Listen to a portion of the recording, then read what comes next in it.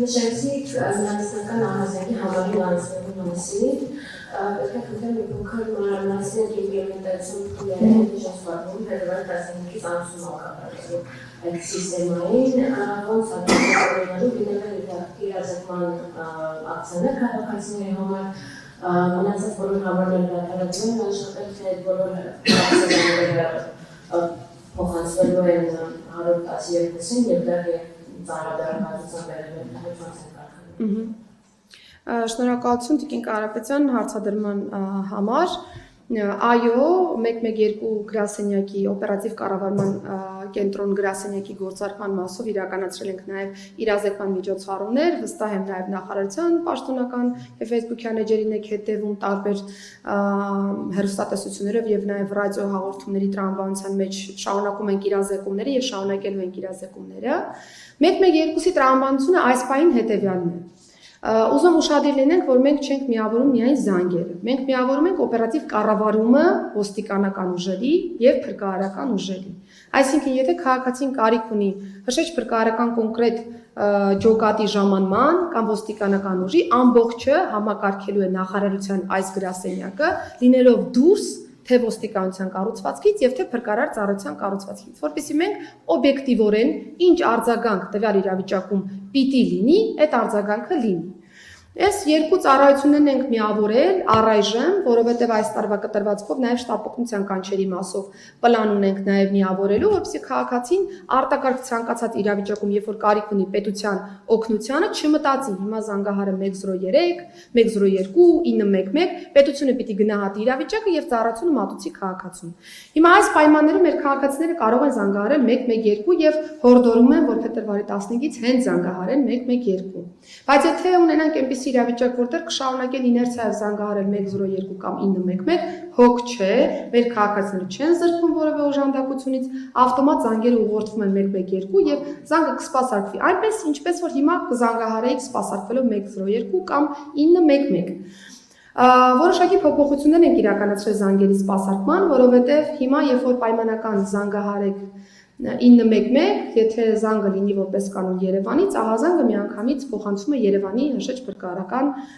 ծառայությանը, բայց կարող է լինել այնպես իրավիճակ, որ ծառայությունը զբաղված լինի եւ չկարողանան անմիջապես ահազանգել։ Դրա համար մենք զանգերի սպասարկման մեթոդը փոխել ենք այն տրամաբանությամբ, որ զանգը պիտի սպասարկվի։ Անկախ նրանից դա Երևանին է վերաբերում, թե պայմանականորեն Տավուշի մարզին, զանգին պիտի անմիջապես ահազանգ տրվի, հետո արդեն կքննարկենք, թե որ մարզային ստորաբաժանման ջոկատներն են կամ չգիտեմ, բարեկային ծառայության կարգախմբերն են մոտենում, այսինքն այս մասով որոշակի փոփոխություն նաև կնկատեն, բնականաբար կլինեն նաև խնդիրներ։ Սա էլ եմ ուզում արձանագրենք, որովհետև ի վերջո գործ ունենք մեծ ծառայության գործարկման հետ, անընդհատ քաղաքացիները արտակարգ դեպքերով, ոչ արտակարգ դեպքերով էլ, մենք երբ որ վերլուծում ենք թվերը, տեսնում ենք, որ գերակշիռ մասը ընկնում է տեղեկատվության հարցումներին, կամ չգիտեմ, դասական օրինակ երկրորդ գիծ մեքենա կա կանգնած, անձը չի կարողանում տրանսպորտային միջոցը դուրս բերի, 102 զանգը հեռախոսահամարը այդ պահին ուղղակի զբաղված է լինում այդ հարցի կարգավորմամբ։ Մենք գնալու ենք հարցերի ֆիլտրման ճանապարհով, առաջիկայում մի փոքր երբ որ հունի մեջ ընկնի 112-ը կգործարկենք թեժ գիծը նաև, որպեսզի 112-ը սպասարկի հենց արտակարգ իրավիճակները, իսկ եթե նմանատիպ տեղեկատվական հարցեր կան, այլ հարցեր, որոնք գերարագ արձագանք չեն ենթադրում, դրանք ուղղորդենք թեժ գիծ, մեր քաղաքացիներն արդեն հանգիստ կկարողանան սպասարկվել նաև թեժ գծի շրջանակներում, կշարունակենք իրազեկումը, կշարունակենք կատարելագործել մեր բոլոր հարցերը, կունենանք խնդիրներ, ուղղակի խնդրում եմ նաև ըմբռնումով մոտենալ տարբեր փոքր տեխնիկական խնդիրների, պիտի այդ խնդիրները լուծելով գնանք առաջ։ Պիտի նախարար այն վիճակագրության մասին անեկդոտը չէ, որ ասում եմ կասուս կա ավելի մեծ ու երկա վիճակագրություն։ Հիմա սա ավելի ձեր չէ վերաբերում, բայց դուք նախարարները ոնց որ սովոր եք, անդադ գալիս եք վիճակագրություն եք ներկայացնում, որ նախորդ տարվա համեմատ այս տարի այսինքն ավելի լավ էր, սա վատ էր, չգիտեմ ինչ, ու սենց տպավորություն է, որ ամեն ինչ հրաշքների է բանում, եթե ամեն ինչ դեպայնի, ամեն ինչ այդքան վատ է։ Ինձ վատից, հատկապես անձնավորության դեմ պայքարից, որ տարիներ շարունակ, ինչքան նախարարներ գալիս փոխվում են, ամեն այս թվերը վիճակագրությունները փոխվում են, թվում է թե անձնավորությունը նվազել է, կամ բացահայտումները ավելացել են, բայց փաստացի մենք տեսնում ենք էլի ցավալի դեպքեր։ Օրինակ Չարենցավանում վստահ եմ աղոք հանրադեպքը դուք շատ լավ եղեք եք, վերջին մեկ տարվա կտրվածքով 2-3 երիտասարդի կյանք խլեցին վիշապետերի հետևանքով ես վստահ եմ, որ ոստիկանությունը կոնկրետ բաժինական կոտրակի մազանի պաշտությունը շատ լավ իրավիճակում է իրավիճակին, բայց չի կարող ասել կանխել։ Հիմա դրանից հետո որ բացահայտում են, դրանից ոչ չի փոխում, մարդկանց կյանքը չի վերականգնվում։ Հիմա եթե ճիշտ ասեմ, որ ամեն դեպքում ոստիկանությունը թերանում է իր աշխատանքում, եթե չեք տիրապետում իրավիճակին, թե չեք կարողանում տիրապետել իրավիճակին և կանխել հանցագործություններ, որոնց մասին կարելի է իմանալ այս միջանցային հարաբերություններից, ուրեմն թող ուրիշ ինստիտուտներ, օրինակ գյուղականները կան, այդ հարցերը դուք ինչպես նախկին վայրերում, եթե իրենց այդ դուք չեք տալիս լուծել, ուրեմն դուք լուծեք, բայց դուք չեք կարող արտասացնել։ Հետևաբար ոնց է գնահատում այս իրավիճակը և ոնց անենք, որ այդ վիճակագրությունը ուղղակի այսպես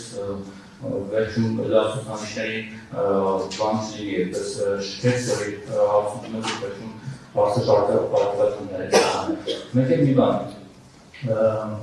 այս օպերատիվ համարները դուք ինչու եք այսպես աշիտախ մարդկանց այդում բավարարաշան պաշտոնյաների օպերատիվ համարներ բաժանում, ինչ անհրաժեշտություն ելնելով, և դրանք տեսնում են նկատում են, հասկանում են, որովհետև անխնամ ֆակտորներով վարում են շատերը, դե եթե այդպես է, մեզ է տվել այդ համարներ, մենք էլ վարենք, ավելով դուք չմուտենք, չգնանք դրանք նույն նորոստաշիկների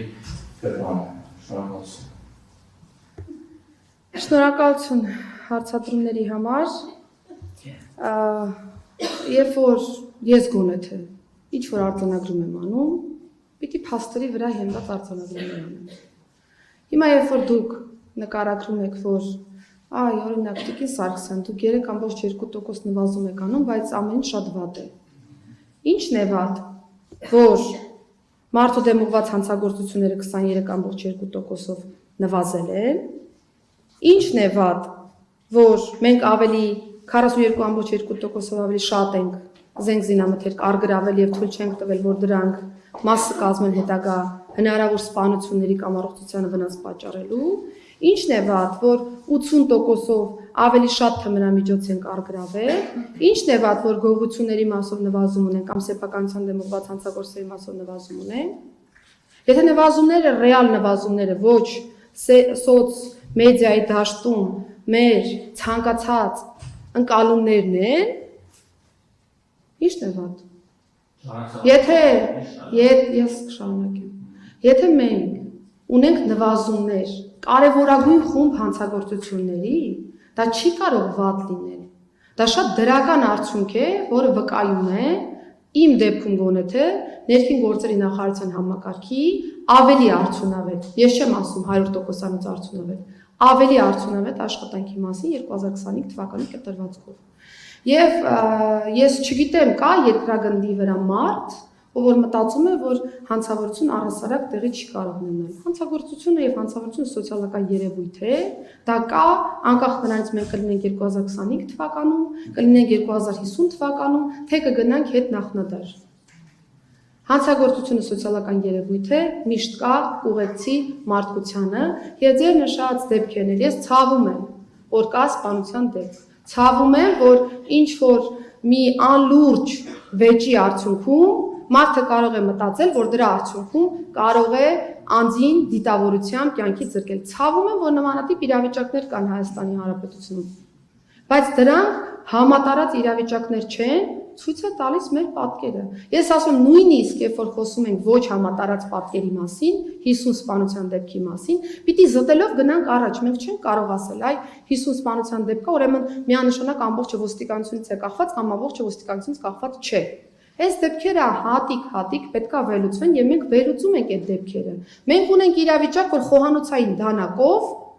մարդը տուն է վերադարձել, խոհանոցային դանակը վերցրել է, եկել է սպանություն է կատարել։ Ինչ անենք, խոհանոցային բոլոր դանակները հավաքենք, արգելենք խոհանոցային դանակների օգտագործումը։ Շատ պարզ օրինակ եմ բերում, առանց մանիպուլացնելու, առանց ինչ-որ այլևալ ենթատեքստերի։ Բայց ուզում եմ ասեմ, մեր այս 50 դեպքի ներքո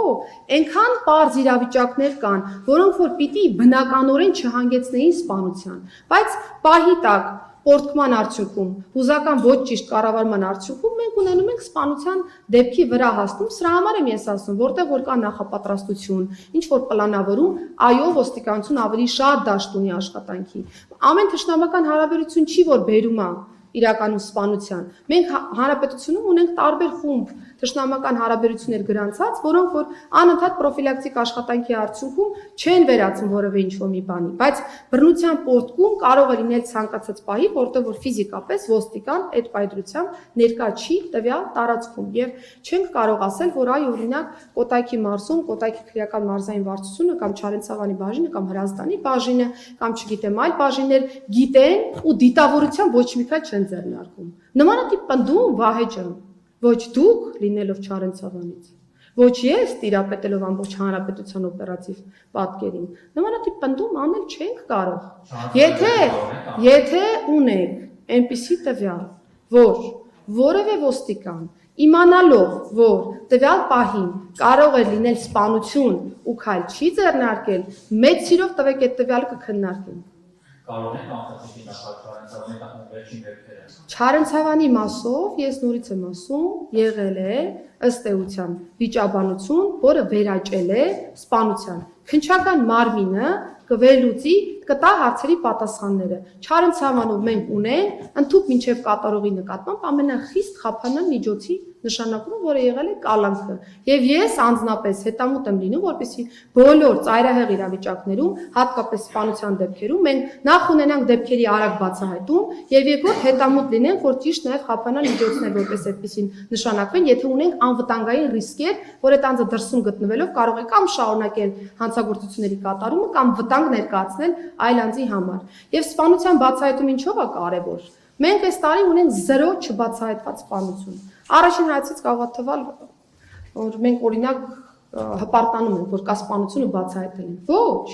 ցանկացած հանցագործության բացահայտում ինքնին նաև կանխարգելման բաղադրիչ ունի։ Ու մենք այս տարի բացահայտել ենք այնպիսի սպանություններ, որոնք նախորդ տարիներին միգուցե տարիներ շարունակ քննվեին ու որևէ արդյունք չլիներ։ Մեր դա արագ օպերատիվ աշխատանքի արդյունքում է եղել։ Մեր դա հետևողական աշխատանքի արդյունքում է եղել։ Եվ ես ուրախ եմ արձանագրելու, որ մենք բացահայտման կտորով այո, ավելի լավարկել ենք մեր դիրքերը եւ այո, ես ընդունում եմ, որ կանխարգելման տեսանկյունից դեռ քայլեր ունենք իրականացնելու, ընդ որում ոչ միայն ներքին գործերի նախարարությունը, այլ նաեւ այլ ռելևանտ պետական մարմինները։ Դա է պատճառը, որ հանցավորության կանխարգելման նոր ռազմավարություն ենք առաջ բերելու, որտեղ որ դուք էլ կտեսնեք դերակատարների եւ կհասկանաք դուք էլ անելիք ունեք, ես էլ անելիք ունեմ որպես հասարակության անդամ եւ որպես նաեւ ներքին գործերի նախարար, առողջապահական բլոկը ունի անելիք, կրթական բլոկը, մեր ընտանիքները, համայնքի ներկայացուցիչները, մենք ինքներս որպես պոտենցիալ նաեւ հանցանք կատարող անձինք, որոնք որ որոշակի պահին կարող են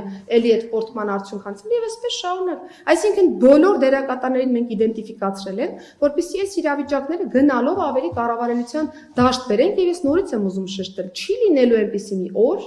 որ Հայաստանի Հանրապետությունում եւ աշխարհում չլինի հանցագործություն։ Եթե մենք պետական մարմինները վերացնենք եւ քրեական օրենսգիրքը ուժը կորցրած ճանաչենք, այո, կլինի դրանց իրավիճակ։ Բայց քանի դեռ մենք ունենք քրեորեն պատժելի արարքներ եւ իրավակարգ ունենք պետությունում, այդպես իրավիճակը կլինի, ինչ վերաբերում է օպերատիվ համարներին, ես պիտի նշեմ, որ իմ նշանակումից հետո օպերատիվ համարների հատկացումը էական կրճատման է ենթարկվել եւ այս ցուցակում թողնվել են միայն այնպիսի մարմիններ, որոնք հնարավորություն ունեն օրենսդրորեն ունենալու օպերատիվ համարներ։ Կարգը այս պայծրությամբ գաղտնի է, դրա համար ես որևէ դետալ ներկայացնել չեմ կարող, բայց մենք պրակտիկայում ունենում ենք այնպիսի իրավիճակ, որ մեծ թվով նաև կեղծ համարանիշներ ենք հայտնաբերում։ Այսինքն առաջին հայացքից մեզ կարող է թվալ, այ օրինակ հաստատ սա օպերատիվ համարանիշ է, խախտումներ են անում, չեն տուգանվում, մենք վերջում բացահայտում ենք, որ դա կեղծ համարանիշ է։ Ունենք դեպքեր, որ կեղծ օպերատիվ կտրոններ են հայտնաբերել քաղաքացիների մոտ, իրենց ներշնչել են, որ օպերատիվ համարանիշ ունեցող են կամ օպերատիվ կտրոնները կարող են օգտագործել, բայց հատուկ նաև դրա հետևից են գնում։ Այսինքն մենք պիտի վստահ լինենք, որ հանրապետությունում օպերատիվ համար եւ օպերատիվ կտրոն օգտագործում են այն մարմինները կամ այն անձինք, ովքեր որ իրավասու են ունենալ հասանելիություն օպերատիվ համարանիշի եւ օպերատիվ կտրոնին։ Անցած տարվա կտրվածքով ընդհանուր մենք նաեւ քրեական ենթամշակույթի կրող անձանց շրջանակից ենք այդպիսի կեղծ կտրոններ հայտնաբերել։ Եվ այսպես շարունակ։ Մի բան արձագանքում ուղղակի, որ ասեք աշխարհում չկա երկիր, որ հանցագործություն չլինի, այդ Դուբայում կոնկրետ բոլորս եղել են, ասում են, վստահ եմ տեղեկ, որ Դուբայում ամենաքիչն է հանցագործություններից։ Քիչն է, այո, բայց կա։ Կա, բայց դե համարյա զրոյ է մոտեցված է, չի, բայց կա, այսինքն ամենալ չէ, աշխարհում նման տեխնոլոգիա կա, որ կիրառում է և հանցագործությունները նվազում են։ Ես մի հարմար առիթով Հայաստանի Հանրապետության իրավակարգի և Արաբական Միացյալ Էմիրությունների իրավակարգի տարբերությունները սիրով ձեզ կբացատրեմ։ Դեպք քննչականի հետ կապված մենք շատ լինում որ դիմում ենք ասում են դեպի մեր քննչական, որովհետև մենք բռնել ենք տվել ենք քննչականի դեպքը, քննչականը հետո մեր կատարանը բացատրել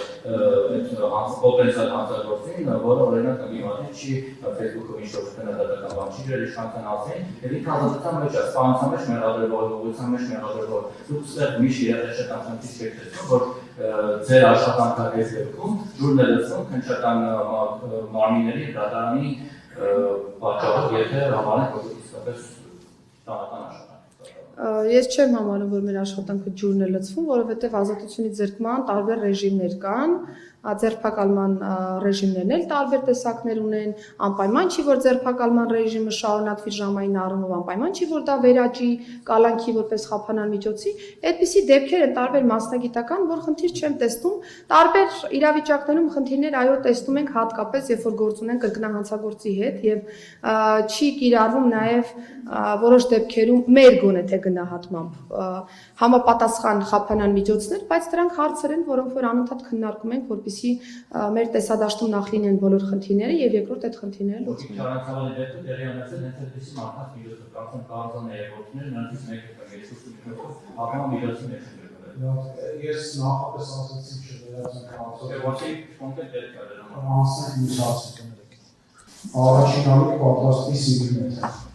Քրիստիանության հանրային հեռուստաընկերություն տիկին նախարար դուք հանդիսանելով Հայաստանի Հանրապետության քաղաքացիության շնորհման ինստիտուտի համակարգողը խնդրում մեկնաբանել, ինչպես մեկնաբանել երեք հայտնի դարձավ, որ Ուժեղ Հայաստան կուսակցությունը իր վարչապետի թեկնածու Սամվել Կարապետյանն է, ով մի քանի երկրի քաղաքացիություն ունի, ինչպես մեկնաբանել սա, ու երկրորդ հարցը, եւ նշեցիք, որ 24 թվականին շուրջ 80%, 25 թվականին շուրջ 80%-ով 25-ի հոդված թմրանյութերի շրջանառությունից դուրս բերվել, 80%-ով ավելի, այս մասով սակայն հանրային նկատում փոքր այլ է, նրանց շրջանառությունը ավելի շատ է, ինչու է սա բնավորված ըստ ու նաև հարցի երկրորդ մասը, քաղաքում շրջելիս տարբեր հասանելի հատվածներում տեսնել տելեգրամյան ինչ-որ ալիքների անվանումներ, որոնց միջոցով կարող են օրինակ հենց անչափահասը թմրանյութ ձեռքբերի, այս մասով ինչ է արվում խնդրի լուծման համար շնորհակալություն։ Շնորհակալություն Տիկին Թորոսյան հարցերի համար։ Տեսեք, որպես Հանրապետությունում քաղաքացիության ոլորտի լիազորման ղեկավար, ինձ համար շատ կարևոր է քաղաքացիության ինստիտուտը գաղափարախոսության մեջ։ Եվ ես կարծում եմ, որ տարբեր պետությունների շահերի համատեղում վարչապետի պաշտոնում գոնե թե ես չեմ պատկերացնում։ Եվ երբ որ մենք վերլուծում ենք քաղաքացիության ինստիտուտը, ես գոնե թե կառավարության նիստում, թե մեր ներկառավարական քննարկումներում անընդհատ արձանագրում եմ, որ մեր քաղաքացիության ինստիտուտը դեֆորմացված է։ Եվ մենք պրակտիկայում տեսնում ենք հենց այսպիսի դեֆորմացիաների արդյունք։ Ես բնավ երկքաղաքացիության ինստիտուտին դեմ չեմ, մենք շարունակելու ենք պահպանել երկքաղաքացիության ինստիտուտը, բայց հատկապես սահմանադրական տարբեր պաշտոնների եւ վարչապետի պաշտոնի դեպքում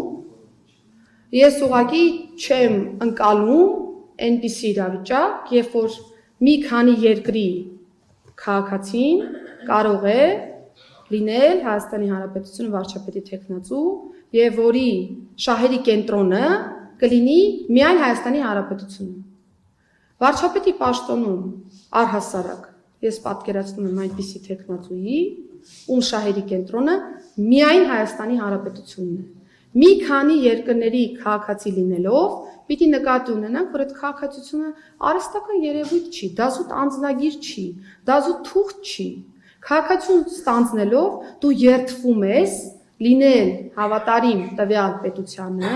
նվիրվել տվյալ պետությանը եւ լինելով մի քանի երկրի քաղաքացի, ես մի քիչ դժվար եմ պատկերացնում, թե որ երկրի կենսական շահերի ավելի նախապատվություն պիտի տա տվյալ քաղաքացին։ Տվյալ դեպքում ձեր մատնանշած տեխնացուն։ Հայաստանի Հանրապետության դեպքում վարչապետ պիտի լինի միայն այն անձը եւ նաեւ վարչապետի տեխնացու, ում շահերի կենտրոնը միայն Հայաստանի Հանրապետությունն է։ Այսինքն միայն Հայաստանի Հանրապետության քաղաքացի հանդիսացող անձի մասին եմ ես խոսում։ Իսկ ինչ վերաբերում է տարբեր իրավական մեկնաբանություններին տվյալ հարցի մասով եւ այլն, ես ուղղակի մտածում որ փաստորեն հնարավոր է ստեղծագործ նմանատիպ շարավորող միտք ունենալ նաեւ իրավաբանությունում, բայց կողորտորեն բոլորիս որ իրատեսականության զգացողություն չկորցնենք։